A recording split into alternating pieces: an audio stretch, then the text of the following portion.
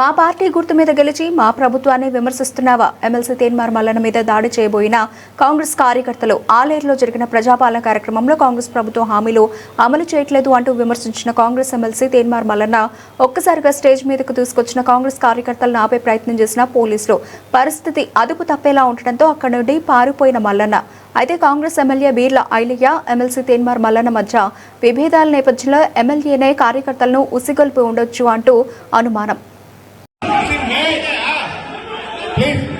దయచేసి మీటింగ్ మనది.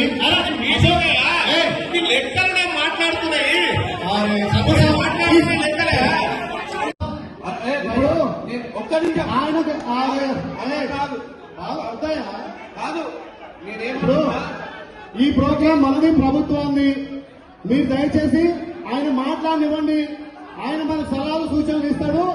అశోక్ ఇదే ఆయన తీసుకోండి, ఆయన తీసుకోండి ప్లీజ్.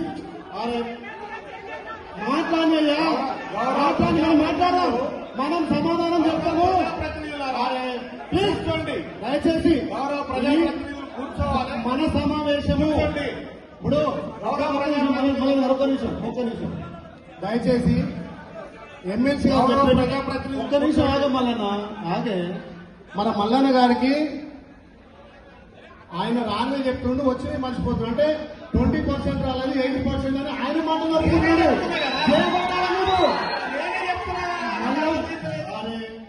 మల్లన్నకు మీరు చేకొట్టాలి. బాబు బాబు నేను సూచన ఏం మాట్లాడాలనేది నేను మాట్లాడుతున్నా.